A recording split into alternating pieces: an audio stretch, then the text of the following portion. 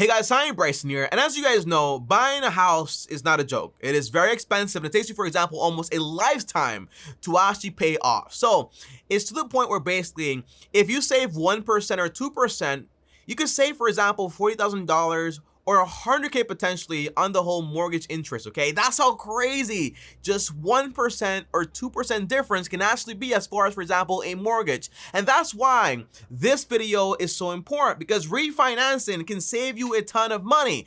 And it can basically mean more money in your pocket and less money being paid out to the bank in interest, okay? So that's why I'm making this video. When is refinancing the right thing to do? When is it not? How does it make sense? How do you make sure when you refinance, you get the best rate possible? In this video, we're going to break everything down. And by the way, guys, fun fact here, 30-year mortgages were not always the norm.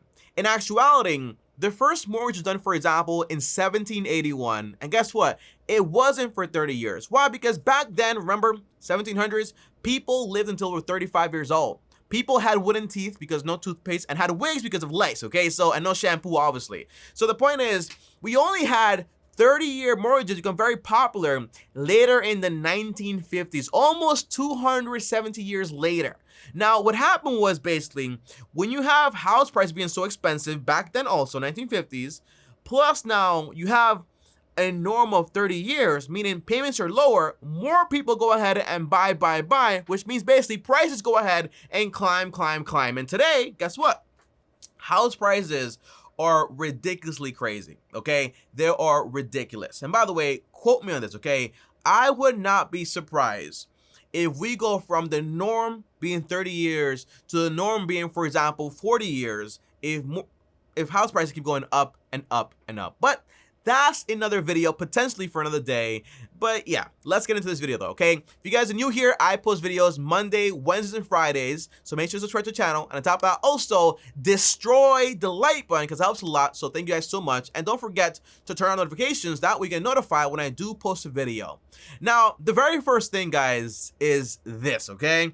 Tommy, is it a good idea to go ahead and get a refinance, okay? To refinance my entire mortgage? The answer is obviously going to be different for everyone else. And by the way, I was watching Dave Ramsey, and there was a quote, there was a call, right? And the call said, hey, I'm the wife here. My husband doesn't want to refinance because basically he feels like after 10 years of paying, we're gonna go ahead and start all the way over.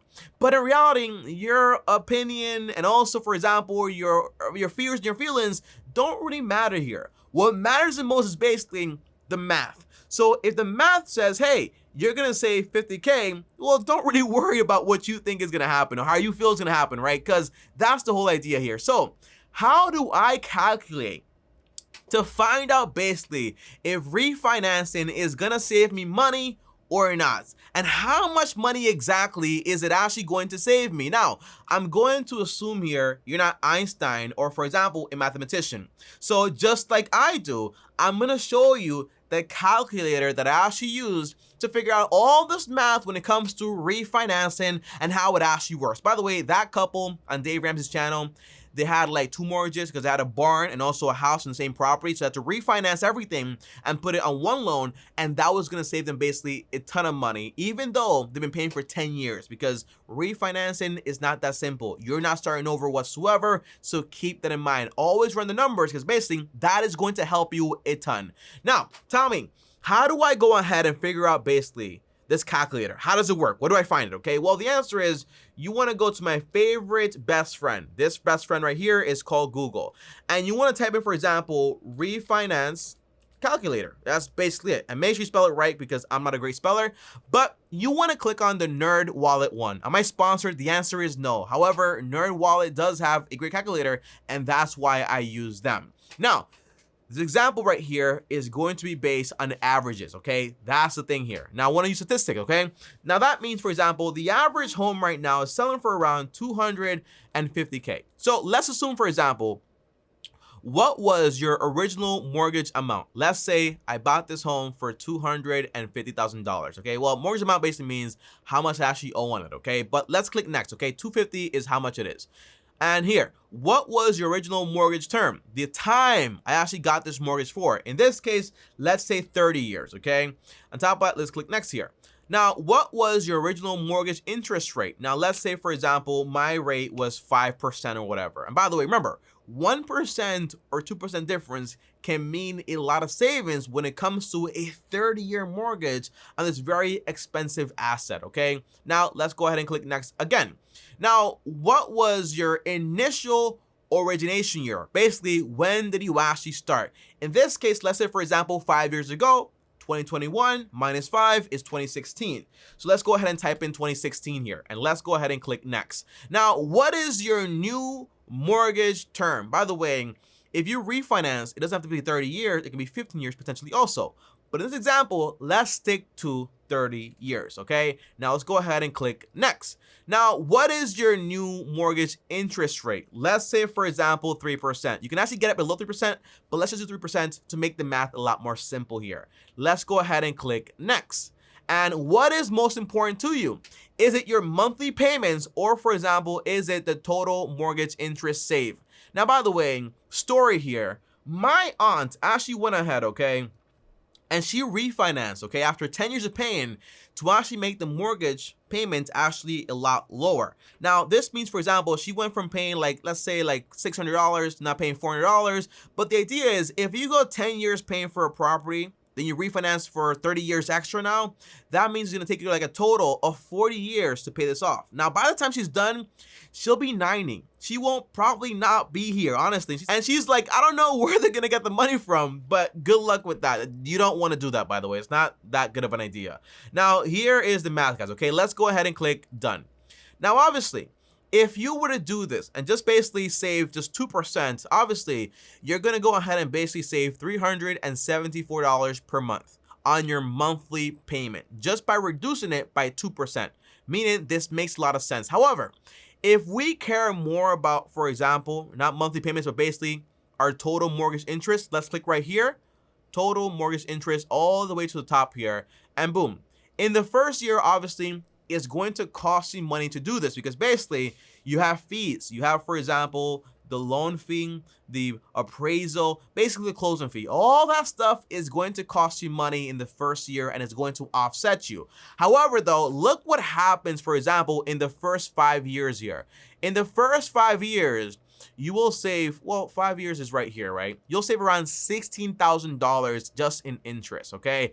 That is how crazy this actually is. Now, if I want to get the full picture here of the full savings, well, over the 30-year period, guys, guess what happens, guys? If I go here where it says cash savings, well, boom. The first original loan at 5% was going to cost me $403,000. $230 on the money I actually owe, and for example, $170,000 on interest for the bank, meaning their profit. However, with this new loan at 3% instead of 5%, I will only be paying, for example, $355,000, which basically means I save $47,000 in total interest. That is money to put it into my investment fund or to do whatever I actually want with it.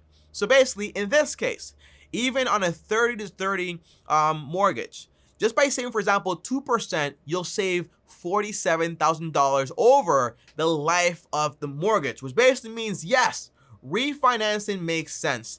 And that's why usually you want to go ahead and do the math, okay? So basically, if you get a mortgage for $100,000, okay, that's how much you actually owe, put the numbers in this calculator. By the way, the link is down below, and figure out how much money are you going to save. The answer is you are not starting over. Your equity is still there, okay? But the big difference is basically you get to save a ton of money on interest. Plus, you lower the monthly payment. Plus, you save a lot of money, for example, on the total interest actually paid. However, though, this is not even the best way to save the most money on a mortgage, okay? I'm going to tell you about a term conversion refinance. Tommy, what the heck is that? It's just a fancy word for saying, hey, instead of basically just refinancing from a 30-year mortgage to a 30-year mortgage, just a lower interest rate, saves me money, blah, blah, blah, I'm going to basically refinance the term also. Meaning, I'm going to go from 5% to 3%. However, though, from a 30-year mortgage to a 15-year mortgage, which basically means I'm going to save even a ton more money. Now, remember, in the last example, okay, we saved around like $40,000, okay? $40,000, the exact number is right here. However, look what happens when we go ahead and switch from a 30-year mortgage to a 15-year mortgage, okay? Let's go back here to the calculator. Now, again, my original number was $250,000, okay? Let's go ahead and click next. Now, my original term was for 30 years, okay? Fine. Let's click next. Now, my original interest rate was only for around 5%. Okay, let's go ahead and click next. Now, again, I started in 2016. That's 5 years. On top of that, my new mortgage term is for 15 years, not 30 years. On top of that, my interest rate is the same, okay? Just 3%. Now, look at what's going to happen here, guys, okay? Monthly payments or total mortgage interest rate. What is your priority here? For me, it's going to be my total mortgage interest. Now, obviously, this means, okay, in the first year, like always, it is going to cost you money because, by the way, total savings also means, for example, if you're paying more on a monthly basis. On top of that, also, if the interest and also the closing fees and everything else, okay? So in this case, in the first year, it's gonna cost me $17,000 extra. Now, you might say, Tommy, that's crazy. However, look at this. In the first 5 years, though, you get to go ahead and basically save around $60,000. That's how crazy this actually is. Now, if you look here, guys, okay, where it says cash savings, hey, Tommy, over the life of this loan, which would have been, for example, almost 30 years, in this case, I'm going to save around $110,000 just in interest by converting to a 15-year mortgage. That is twice as much, for example, as I would just by doing from 30 mortgage to 30-year mortgage also, and then just lower the interest rate. In this case, by switching from a 30-year mortgage to a 15-year mortgage, I get to save almost double the amount of money. Now, not just that, okay, because I know people care about this also. This means, for example, you're going to go from basically paying $1,342 monthly payment to paying, for example, $1,585, meaning obviously you're going to pay extra money every single month because guess what? You're paying in less time, which means you're paying more money. But that's fine because basically it saves you $110,000. Guys, that is 6 figures. That's money for your investment account. That's money for tuition. That's money for a brand new luxury car, whatever you actually want. But the point is, you get to save a ton of money. Me personally, obviously, I would just go ahead and invest this money. But that is one of the best ways to save the bulk of your money basically on a refinance. And by the way, obviously, this refinance is no cash out, okay? You're not cashing money out or anything like that. You're just basically switching from a 30-year to 15-year, plus you're actually saving money on your interest. Now, by the way, remember, the best way to get the best rate is to have a good history of payments. I've been paying on time, everything is fine. I also have a good credit score. And by the way, sometimes people actually buy a property with not the best credit score, which means they get a very high interest. But once that changes after 10 years or 5 years of paying, guess what? You have negotiation power to go ahead and negotiate a better rate, save money there, but potentially also switch the term to save even more interest over the term of the loan. Now, obviously, I prefer to pay off a property in 15 years rather than 30 years. This way, I'm done a lot faster. I eliminate the risk of default on a mortgage. So basically, I won't have a mortgage, and that way I have even extra money of my income to do whatever I please with, either invest or spend it on vacation. However, I know you guys are wondering, well, Tommy, okay, but what if I want to refinance, not just for saving money, but also because my home appraisal actually went up, which basically means I can actually refinance and take cash out. Now, I'm going to talk about 3 main scenarios here, and they are, for example, Tommy, say for example, the house I bought in 2016 for $250 is now worth $300,000, okay? I can take out, and by the way, I have equity in there also because I've been paying for a while, and I also have, for example, the $50K extra that's actually worth now. Now, if you refinance, yes, you can take out that $50,000. Now, if I use that money to invest, is that a good idea? The answer is, if everything works out, then yes, everything's fine, right? Because basically you went ahead, you refinanced, took cash out, now you use that money to buy another property or to invest in the stock market, do whatever you want, right? But the answer is, if things go wrong, you are going to be screwed. So me personally, I wouldn't do that. My main focus would be, hey, yes, I want to invest that 20% into my portfolio for retirement, great. But I want to focus on basically paying this property off as fast as possible and doing things step by step.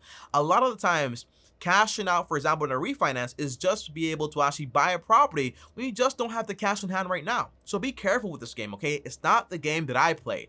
Now, let's say, for example, Tommy, what if I want to refinance to basically use that money to pay off all my consumer debt? Well, the answer is yes, you could do that. However, my main fear here is that basically, if you do this, you end up paying all those credit lines, and all of a sudden, you have this mortgage over here, which is fine, but you also have this free credit line, and you go back into debt all over again. So the answer is yes, you can do that, no problem, if you're all business, but I would prefer basically you learn how to manage your money first before you go ahead and do that. Because if you have the same habits and you do this, you're just going to go into debt all over again, and you'll have twice the debt, okay? And that's not what I want for you. And by the way, I would do this with a refinance or, for example, a home equity loan, but I would not do this, for example, with a HELOC, because that's a variable interest and things can change very quickly, and before you know it, you can be in trouble. But with a home equity loan, that's a fixed rate, you pay it over the time of the loan, and that's fine.